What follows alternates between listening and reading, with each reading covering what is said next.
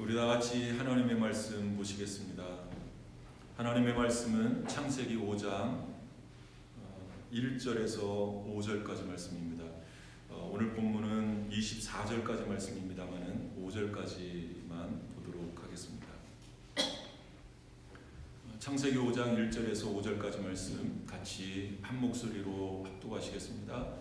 이것은 아담의 계보를 적은 책이니라. 하나님이 사람을 창조하실 때에 하나님의 모양대로 지으시되 남자와 여자를 창조하셨고, 그들이 창조되던 날에 하나님이 그들에게 복을 주시고 그들의 이름을 사람이라 일컬으셨더라. 아담은 130세에 자기의 모양 곧 자기의 형상과 같은 아들을 낳아 이름을 셋이라 하였고, 아담은 셋을 낳은 후 800년을 지내며 자녀들을 낳았으며 그는 930세를 살고 죽었더라. 아멘. 탈무드에 보면 오래 사는 것보다 더 중요한 것은 잘 사는 것이고, 잘 사는 것보다 더 중요한 것은 남길 것이 있는 인생을 사는 것이다 라는 말이 있습니다. 인생의 이 마지막 평가는 그가 무엇을 남기고 가느냐에 달려있다라는 말씀일 것입니다. 호랑이는 죽어서 가죽을 남기고 사람은 죽어서 이름을 남긴다고 했습니다. 여러분, 그것은 단지 내 이름 석자만을 의미하는 것은 분명 아닐 것입니다. 그 이름 속에 이 촘촘히 박혀져 있는 내 인생의 행로가 나를 규정한다라는 그러한 의미일 것입니다.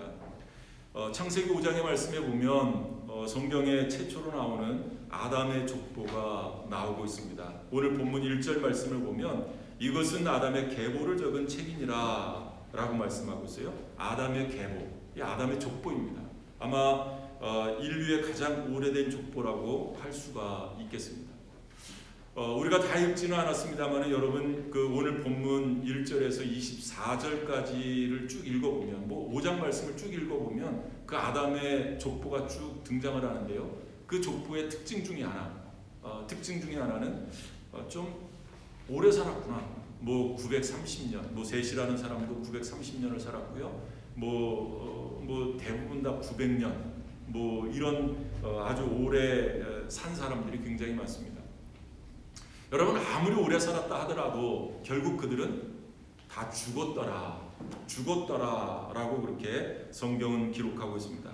그러니까 이 족보가 기록되어진 것은 단순히 셋이 몇 년을 살았느냐, 아담이 몇 년을 살았느냐, 무두셀라가 몇 년을 살았느냐, 몇 년을 산 것, 그 몇 년을 살다가 죽었다라는 것을 보고하기 위해서 기록되어진 그러한 말씀이 아니다라는 그러한 말씀이죠. 또 다른 중요한 의도가 이 족보에는 담겨져 있습니다.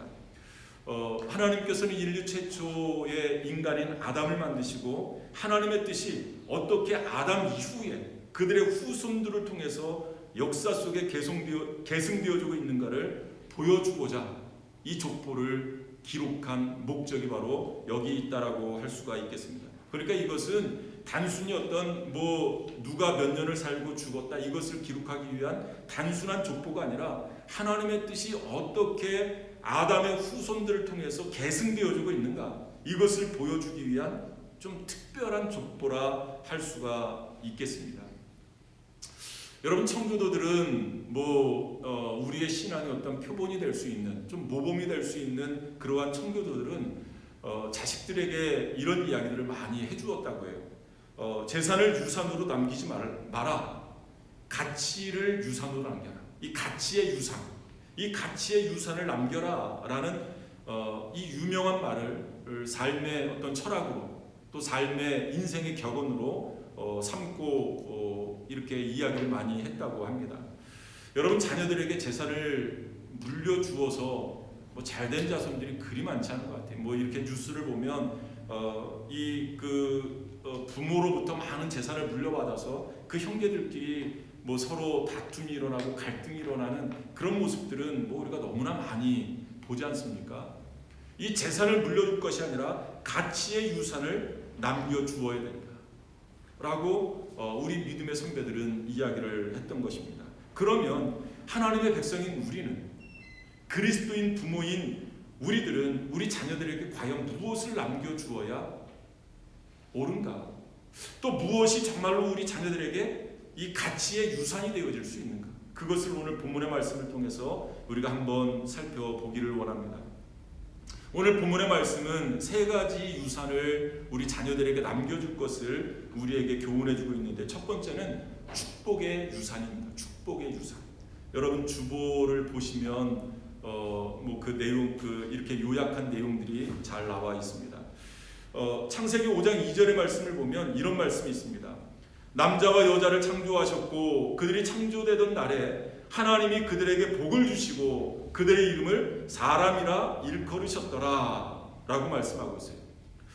여러분 이 창세기 5장 말씀이 기록되어지기 전인 그 창세기 3장 말씀을 보면 그 인간의 타락이 기록되어져 있는 이 타락장이라고 할 수가 있습니다.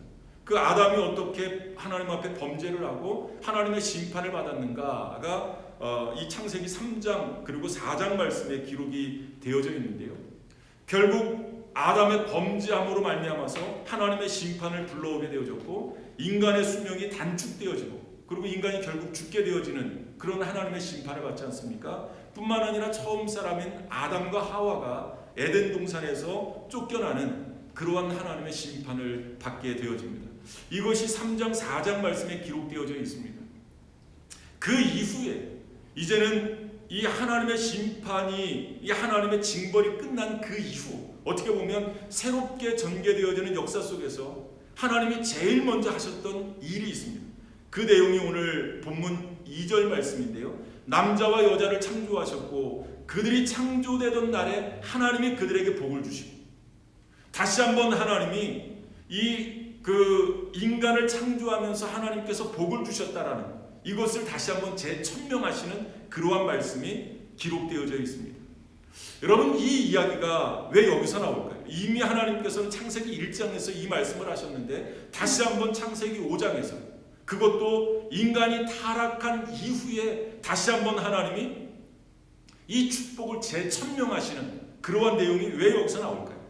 여러분 이 말씀은 비록 인간이 타락해서 하나님의 심판을 받았지만 그 타락에도 불구하고 인간을 맨 처음 만드시고 그들을 축복하시고자 하시는 그 하나님의 의도를 다시 한번 우리에게 보여주고 계시는 겁니다.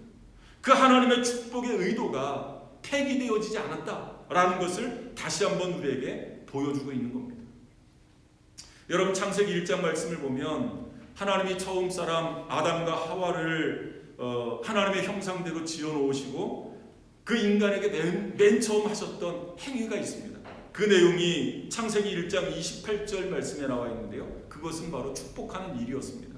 여러분 창세기 1장 28절 우리가 너무나 잘 아는 말씀 아닙니까? 한번 같이 읽어보겠습니다.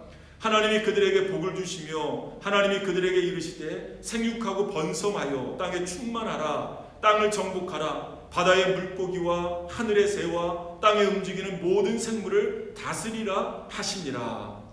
하나님이 인간을 맨 처음 만들어 놓으시고 그들을 축복하셨다. 이 축복하시는 일, 이것을 맨 처음 하셨다는 것이죠. 그 축복하시면서 뭐라고 말씀하셨냐 하면 생육하고 번성하라. 여러분 이 말씀을 여러분들은 어떻게 읽으시고 어떻게 받아들이셨습니까? 생육하고 번성하라. 하나님이 처음 사람을 지어놓고 내가 너희를 축복하노니 나의 축복을 받아서 그 축복 가운데서 자녀들을 낳아라. 우리가 단순히 해석을 하면 이런 의미일 것입니다. 그런데 이 말은 그냥 내가 너희들을 축복하니까 그 축복을 받아서 그냥 자녀들을 축복 가운데 많이 낳아라. 생육하고 번성하라. 이런 의미보다는 조금 또 다른 의미가 있습니다.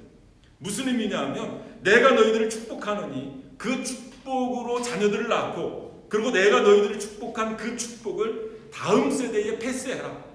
다시 말하면 축복을 너희 후손들에게 계승하라. 생육하고 번성하라 라는 말의 의미가 바로 그런 의미가 있다라는 말씀입니다. 뿐만 아니라 땅을 정복하라, 땅을 다스리라. 이 말은 그냥 땅을 짓밟고 다니라 라는 그러한 의미가 아니라 내가 너희들을 축복하노니 그 축복으로 이 땅을 축복의 땅이 되게 하라. 라는 그러한 의미입니다. 여러분, 죄는 하나님의 심판을 가져왔습니다.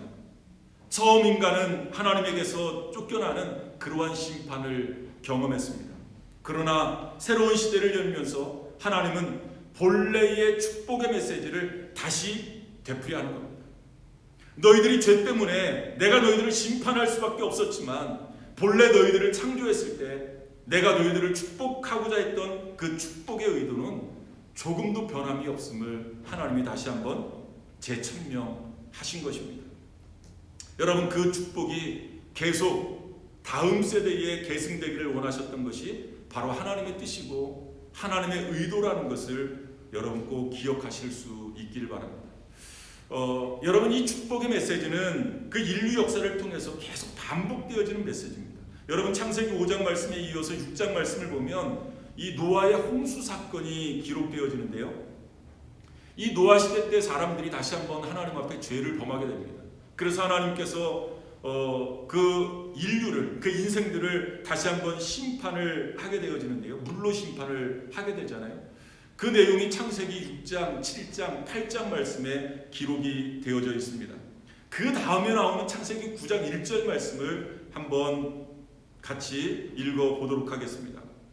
창세기 9장 1절 말씀입니다. 하나님이 노아와 그 아들들에게 복을 주시며 그들에게 이르시되 생육하고 번성하여 땅에 충만하라. 노아 시대의 홍수 심판 이후에 방주 속에서 구원을 받은 노아와 그 식구들, 그 후손들에게 새로운 시대를 여는 시점에서 다시 한번 하나님께서는 이 축복의 메시지를 선포하고 계시는 겁니다. 다시 한번 이 축복을 재천명하고 계시는 그러한 모습을 보여주고 있습니다. 그 아들들에게, 하나님이 노아와 그 아들들에게 복을 주시며 그들에게 이르시되 생육하고 번성하여 땅에 충만하라 라고 말씀하십니다. 여러분, 이 축복의 메시지는 지금도 계속되어지고 있음을 여러분 믿으실 수 있기를 바랍니다. 하나님께서는 우리를 축복 가운데 창조하셨고 또 우리를 축복해 주시고자 하시는 그 의도가 분명히 있음을 우리는 깨달아야 될 것입니다.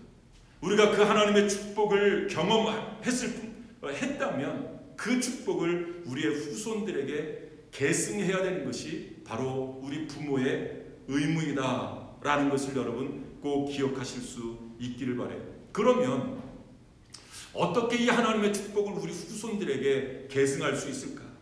어떻게 이 하나님의 축복의 유산을 우리 후손들에게 이렇게 남길 수 있을까? 여러분, 그것이 문제 아니겠습니까? 우리가 우리 후손들에게, 우리 자손들에게, 자녀들에게 어떻게 하나님의 축복을 계승할 수 있을까? 먼저는 우리 부모님들이 축복의 삶을 살아내는 겁니다. 우리 자녀들이 우리 부모님을 볼 때 우리 부모의 삶 속에서 야, 우리 엄마 아빠가 하나님의 축복을 받는 그러한 삶을 사는 거예요. 우리 부모님의 삶 속에서 하나님의 축복을 우리 자녀들이 볼 수 있어야 된다는 거죠. 어떻습니까? 우리 자녀들이 우리 부모님을 볼 때 야, 우리 엄마 아빠는 정말로 하나님의 축복을 받은 그러한 삶을 살고 계시는 거예요. 그래서 우리 자녀들이 하나님의 축복을 사모할 수 있는 그러한 삶을 살아내야 된다는 거죠. 그리고 우리 부모님들은 우리 자녀들에게 이렇게 말할 수 있어야 된다는 거죠. 엄마 아빠가 이만큼 살 수 있었던 것은 하나님의 은혜야, 하나님의 축복이야. 그리고 그 축복을 우리 자녀들의 세대에서 다시 한번 경험할 수 있도록 만들어주는 것이 우리 부모님들이 하나님의 축복을 자녀들에게 계승하는 방법이다 라고 할 수가 있겠고, 또 하나는 이렇게 삶으로 증명해 보이는 방법이 있고요. 또 하나는 우리 자녀들을 위해서 기도하는 겁니다. 그리고 축복의 메시지를 우리 자녀들에게 선포해 주는 겁니다. 우리 부모님들이 자녀들을 위해서 이 축복 기도하는 것은 너무나 당연한 일이겠고요. 뿐만 아니라 기도로 축복해 줄 뿐만 아니라 우리 자녀들에게 축복의 메시지를 선포해 주어야 됩니다. 여러분, 이 감정적으로 우리 자녀들을 이렇게 막 감정이 격하다 보면 나도 모르는 사이에 욕이 나오게 되고 이 저주의 말이 나오게 되고 그러지 않습니까? 우리 어릴 때만 해도 뭐 우리 어르신들이 우리 부모님들 세대에서는 뭐 많이 이 저주를 하고 이렇게 욕을 퍼붓는 그런 일들이 굉장히 많았습니다. 나가 죽어라 이놈아. 이 우리 세대에 나가 죽은 사람들이 얼마나 많은지 몰라요. 이 말대로 되어지는 겁니다. 여러분, 우리 자녀들에게 우리 부모님들이 축복의 말을 많이 해줄 수 있기를 바라요. 축복의 말. 뿐만 아니라 이 축복의 이 기도와 이 축복의 메시지를 많이 해줄 뿐만 아니라 이 우리의 삶이 다 했을 때 이 마지막에 우리 자녀들에게 이 축복의 유언도 우리가 잊지 말아야 될 것입니다. 이 성경에 보면 그런 사례들을 많이 찾아볼 수 있는데요. 여러분, 믿음의 조상이었었던 아브라함이 그 아들 이삭을 축복하면서 그 생을 마감하잖아요. 여러분, 또 믿음의 사람이었었던 이삭이 이 마지막 유언으로 그 아들 야곱을 축복하면서 그 생을 마감하잖아요. 뿐만 아니라 믿음의 사람 야곱이 12명의 아들들을 축복하는 그러한 장면을 우리는 성경에서 볼 수 있습니다. 여러분, 우리가 인생을 살아가면서 가장 중요한 의무 가운데 하나는 다음 세대에게 축복을 남기는 일일 것입니다. 여러분, 우리 부모님들이 해야 될 일들이 많이 있지만 그 많은 일들 중에서 가장 중요한 것은 우리 다음 세대, 우리 자녀들에게 이 축복을 유산으로, 이 축복을 계승시킬 수 있는 것, 이것이 가장 중요한 의무가 아닌가라고 생각이 되어집니다. 여러분, 우리 자녀들에게 축복을 유산으로 남길 수 있는 우리 부모님들이 다 되실 수 있기를 바랍니다. 두 번째로, 우리 부모님들이 우리 자녀들에게 남겨야 될 유산이 또 하나 있습니다. 그것은 바로 경건의 유산입니다. 경건의 유산. 여러분, 오늘 본문 1절 말씀을 보면 이렇게 기록하고 있습니다. 하나님이 사람을 창조하실 때에 하나님의 모양대로 지으시되 라고 말씀하고 있어요. 하나님의 모양대로 지으셨다. 여러분, 창세기 1장 말씀에 이 말씀이 기록되어져 있는데 다시 한번 반복해서 이 말씀을 강조하고 있는 겁니다. 하나님이 인간을 창조하실 때, 그 인류를 창조하실 때, 이 다른 피조물과 구별되어진 좀 독특한, 좀 유일하면서 독특한 그러한 창조 기법을 하나님이 그 창조 기법으로 우리 인간을 만드셨습니다. 그것은 뭐냐면 바로 하나님의 모양대로, 하나님의 형상대로 우리 인간을 지으셨다라고 성경이 말씀하고 있습니다. 여러분, 이 하나님의 형상이란 무엇일까요? 이 형상이라는 것은 뭐 겉으로 드러나는 어떤 외형적인 그러한 형상이 아니라 하나님이 거룩하신 것처럼 너희들도 거룩해, 너희들도 거룩한 존재, 이것이 바로 하나님의 형상을 닮은 모양이라는 거죠. 뿐만 아니라 하나님이 사랑이신 것처럼 우리도 사랑의 존재로 우리를 창조하셨다는 거예요. 하나님이 의로우신 것처럼 우리도 의에 목말라 하는 그러한 존재로 우리를 만드셨다는 겁니다. 다시 말하면 하나님을 닮은, 이 하나님의 성품을 닮은 그러한 존재로 우리는 지음을 받았다. 우리는 이것을 뭐 경건성, 도덕성이라고 그렇게 이야기를 하는데요. 아무튼 우리 인간은 하나님의 형상으로 지음을 받았다라고 성경이 말씀하고 있습니다. 여러분, 그런데 이 3절 말씀을 보면 놀라운 말씀이 기록되어져 있습니다. 한번 3절 말씀 보겠습니다. 3절 말씀을 보면은요, 아담은 130세에 자기의 모양, 곧 자기의 형상과 같은 아들을 낳아 이름을 셋이라 하여, 자기의 모양, 자기의 형상과 같은 아들을 낳아 이름을 셋이라 하였다. 여러분, 아담은 누구의 형상대로 지음을 받았습니까? 하나님의 형상대로 지음받은 아담이 자기의 형상, 다시 말하면 하나님의 형상을 전달하기 위해서 누구를 낳은 거예요? 셋을 낳은 겁니다. 여러분, 아주 중요한 말씀이 아닐 수 없습니다. 그래서 4절까지 말씀을 보면 하나님께서 아담에게 대신 준, 그러니까 그 아벨을 대신해서 그 아들 셋을 주지 않습니까? 그 셋의 중요성에 대해서 강조를 하고 있는데요. 이 창세기 4장 말씀을 보면 그 5장에는 아담의 족보가 등장을 합니다만은 4장 말씀 그 끝부분에 보면 그 가인의 족보가 등장을 합니다. 가인의 족보. 여러분, 우리가 잘 아는 것처럼 이 가인은 그 살인자 아니겠습니까? 불경건한 그러한 사람 아니겠습니까? 우리가 이 셋의 족보를 이렇게 쭉 살펴보면서 이 가인의 족보를 우리가 대조해 볼 필요가 있는데요. 이 가인의 족보는 어떻게 보면 불경건한 핏줄, 이 불경건한 어떤 그 계보를 우리가 쭉 볼 수 있습니다. 반면에 이 가인의 그 족보는 불경건한 족보라고 한다면 이 셋의 족보는, 이 셋의 후손들은 경건한 후손임을 우리가 알 수 있습니다. 서두에도 말씀드렸습니다만 오늘 본문은 24절까지 말씀이 이렇게 그 4절까지 말씀을 우리가 쭉 봐야 되는데요. 여러 사람들이 등장을 합니다. 여러 사람들이 등장을 합니다만은 그 마지막 부분에 보면 그 23절, 24절 말씀을 보면 누가 등장을 하냐면 에녹이라는 사람이 등장을 합니다. 그 셋의 후손에서 에녹이라는 사람이 등장을 하는데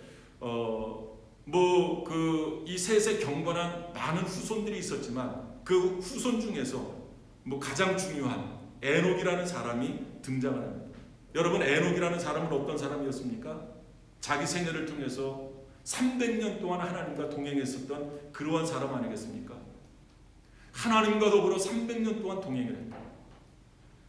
하나님을 생각하고 하나님을 기억하고 또 하나님을 증거하고 하나님을 나타내면서 살았었던 에녹, 바로 그냥 어느 날 갑자기 에녹이 그냥 이렇게 태어난 것이 아니라 경건한 조상, 경건한 셋의 이 조상을 통해서 이 에녹이라는 경건한 사람이, 이 에녹이라는 경건한 후손이 태어날 수 있었다라는 그러한 말씀입니다.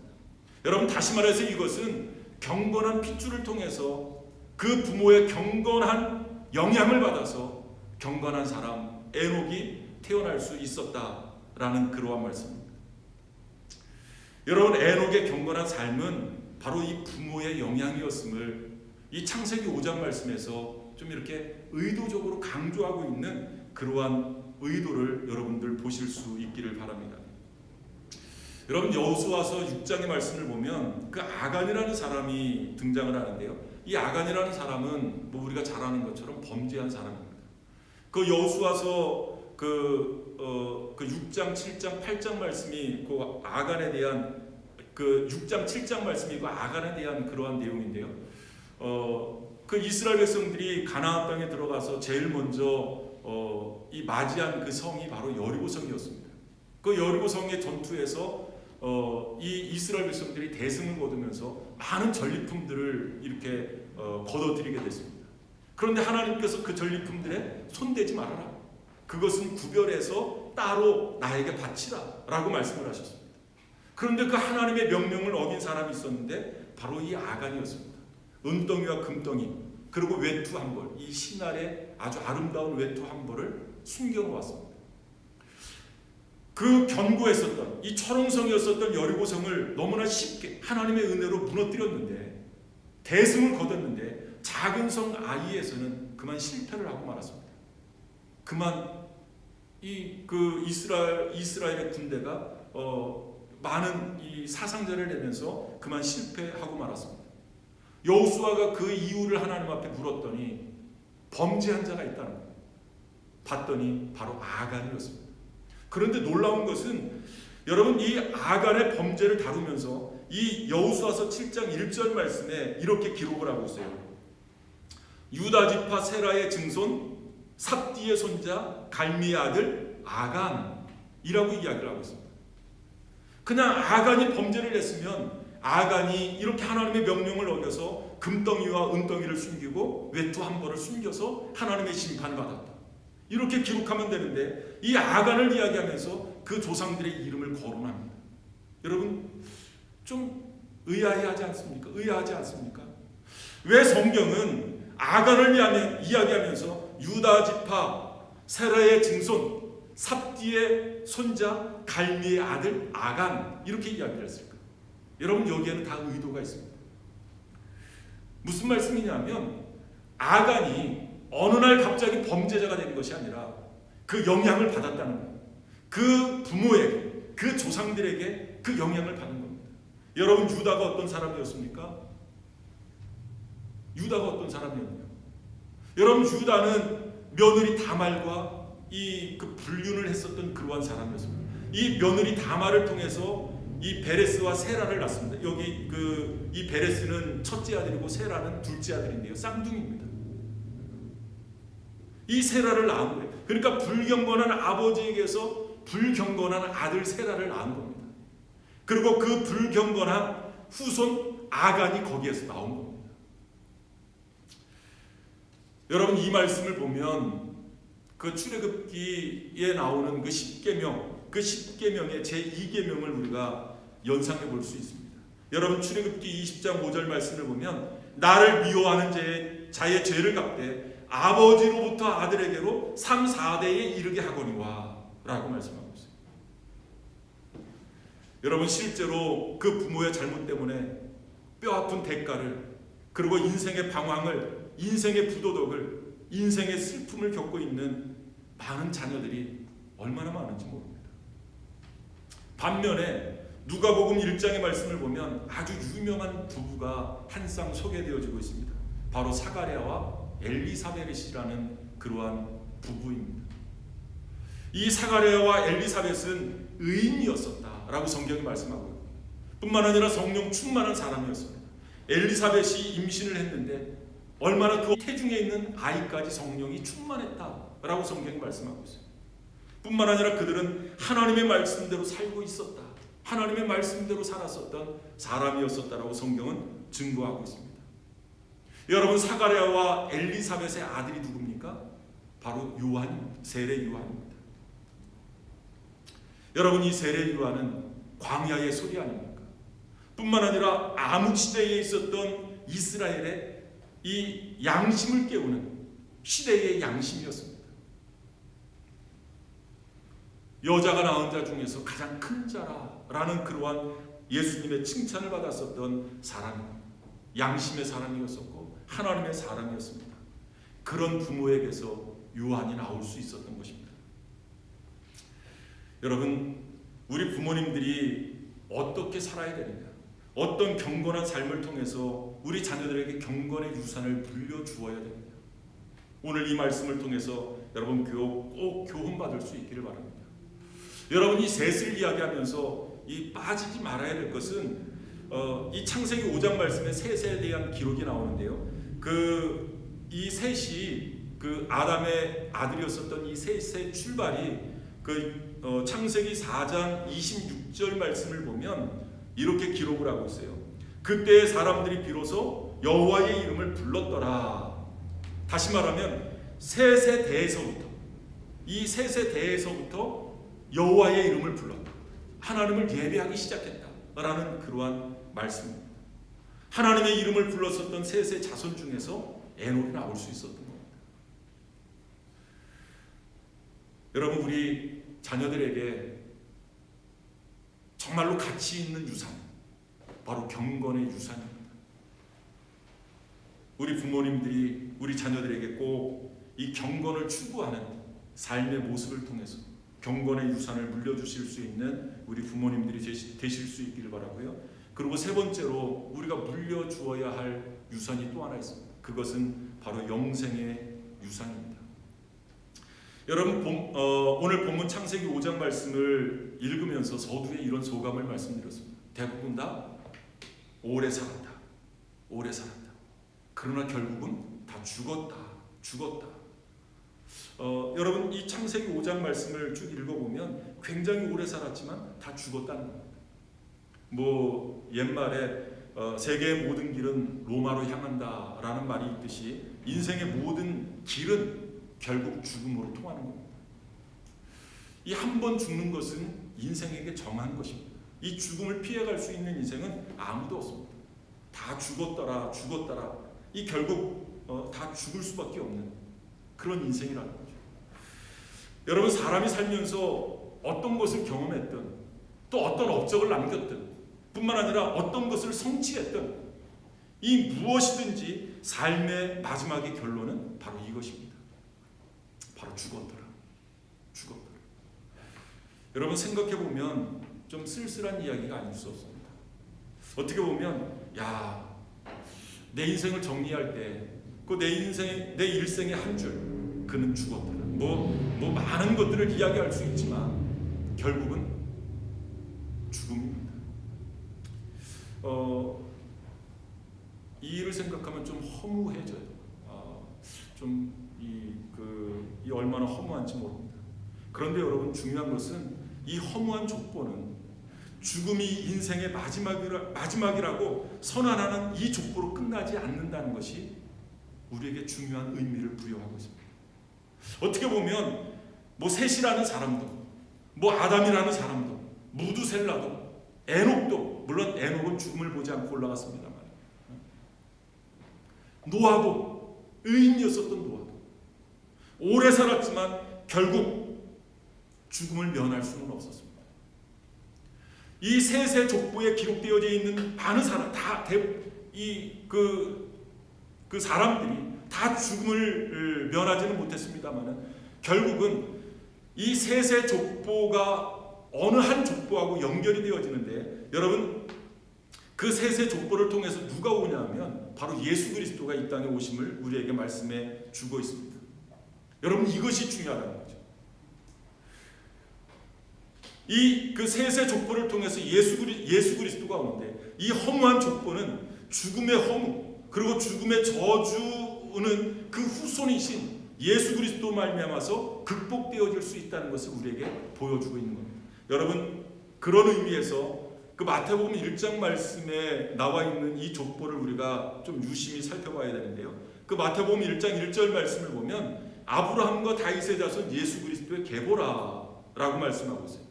이 족보의 주인공이신 예수 그리스도, 그 예수 그리스도로 말미암아서 이 죽음이 극복되어질 수 있다는 희망을 우리에게 전해주고 있는 것입니다. 여러분, 예수님이 하신 놀라운 말씀이 있습니다. 예수님의 사랑하는 친구 나사로가 병들어 죽게 되어졌는데, 그 나사로의 무덤에서 예수님이 놀라운 선언을 말씀하십니다. 여러분, 요한복음 11장 25절의 말씀을 보면 이런 말씀을 하십니다. 예수께서 이르시되 나는 부활이요 생명이니 나를 믿는 자는 죽어도 살겠고, 나를 믿는 자는 죽어도 살겠고. 여러분, 이 부활을 통해서 죽음 건너편에 소망을 우리에게 주신 겁니다. 죽음이 끝나는 것이 아니라 그 죽음 건너편에 있는 희망, 다시 부활함, 이것을 우리에게 보여주고 있는 그러한 말씀입니다. 여러분, 내가 죽는 날 이 무덤 저편에 있는 그 소망을 우리가 간직할 수 있다면 우리는 죽음을 두려워할 이유가 없습니다. 오히려 그 죽음은 우리에게 새로운 희망이 되어질 것입니다. 그런 의미에서 이 족보는 우리에게 희망을 전달하는 족보라고 할 수가 있겠습니다. 여러분, 예수님 때문에 생명이 가능했고, 영원한 삶이 가능했고, 죽음 건너편의 희망이 가능했다는 것을 여러분 믿으실 수 있기를 바랍니다. 여러분, 사랑하는 우리 자녀들에게 이 영원한 생명의 선물을 우리 부모님들이 주고 계시느냐? 자녀들에게 모든 선물을 다 준다 해도, 정말로 이 값진 그러한 선물을 준다 해도 그들에게 이 영원한 생명, 이 영원한 생명의 선물을 그들에게 줄 수 없다면 아마 그들은 주님 앞에서 벌벌 떠는 인생의 마지막 허물을 느낄 수밖에 없을 것입니다. 그러나 내 사랑하는 아들이, 내 사랑하는 딸들이 예수 그리스도와 이 예수 그리스도를 구세주로 또 주님으로 영접하고 그리스도 안에 있는 생명, 또 그 영원한 생명을 간직할 수만 있다면 여러분, 그 영생 때문에 우리의 생은 감격이고 또 감사일 수 있을 것입니다. 여러분, 이 영원한 생명을 우리 자녀들에게 유산으로 물려줄 수 있는 우리 부모님들이 다 되실 수 있기를 바랍니다. 잠깐 한 이야기를 하고 오늘 말씀을 마치도록 하겠습니다. 지금부터 40년 전에 아마 한국 사회에서도 큰 이슈가 됐었던 한 사건이 있는데요. 그 라이언 화이트라는 그 18살 먹은 그 소년이었습니다. 이 소년이 에이즈병이 걸려서 그만 죽는 그러한 사건이었었는데요. 그 18살짜리가 에이즈로 그만 세상을 떠나게 됐습니다. 이 아이가 그 13살 때 이 혈류병을 이렇게 치료하기 위해서 수술을 받다가 그만 그 다른 사람의 피를 이렇게 수혈받으면서 그 에이즈병에 감염이 되어졌습니다. 그래서 5년 동안 투병 생활을 하면서 이 아버지와 나눴었던 그 이야기들이 이 기독교 방송에서 큰 화제를 불러 일으켰는데요. 전혀 어떤 자기의 잘못이 아닌 그냥 수혈을 받으면서 생긴 그러한 일이기 때문에 많은 사람들이 더 안타까워했었던 그러한 사건이기도 합니다. 그 아버지가 그런 아들을 바라보면서 그 아들에게 그런 이야기를 합니다. 라이언, 아버지는 너무너무 가슴이 아프고 슬프다. 내가 이렇게 가야 하다니 하면서 너무나 안타까운 그 아버지의 마음을 그 아들에게 이야기를 했습니다. 그랬더니 그 라이언이 이 아버지에게 이런 이야기를 합니다. 어떻게 보면 이제 죽음을 바로 그 목전에 둔, 이제 얼마 안 있으면 세상을 떠나가야 되는 이 소년이 아버지에게 이런 이야기를 해요. 아빠는 나에게 생명을 주셨어요. 아빠는 제가 18년 동안 이 세상을 즐겁게 살아갈 수 있도록 생명을 주셨어요.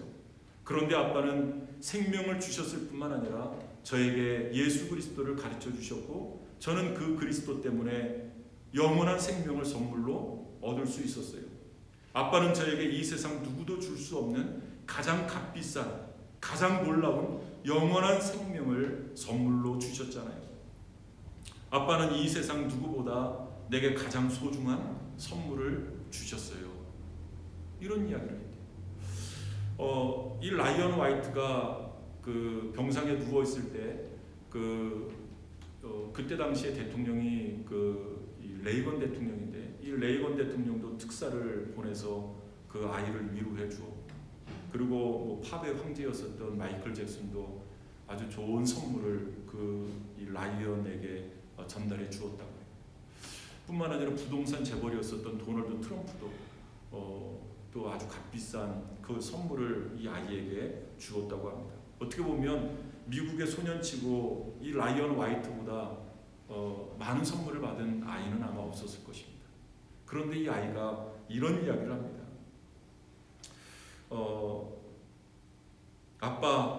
아빠는 저에게 가장 놀라운 선물을 주셨어요.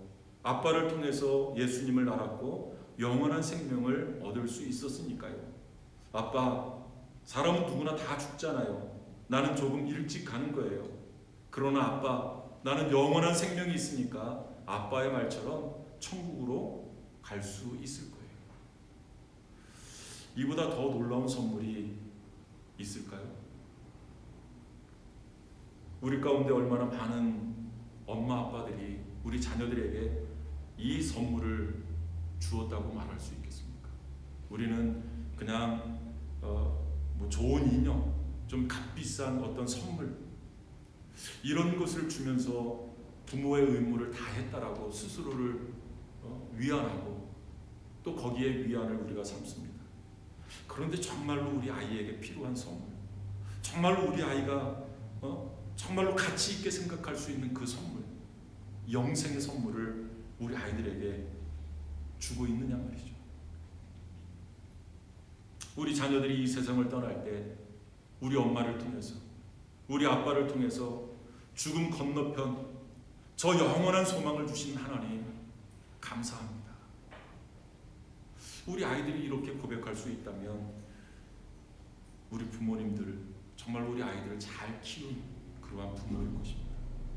여러분, 이 선물을 줄 수 있는 우리 부모님들이 속을 썩여도 우리 자녀들을, 무엇보다도 여러분과 제가 어떻게 사느냐가 우리 자녀들의 삶에 가장 큰 영향을 끼칠 것입니다. 우리 부모님들의 불성실한 신앙생활은 우리 자녀들의 불성실한 신앙생활로 이어질 것입니다. 우리 부모님들의 형식적인 신앙생활은 자녀들에게 형식적인 신앙생활을 가르치게 되어질 것입니다.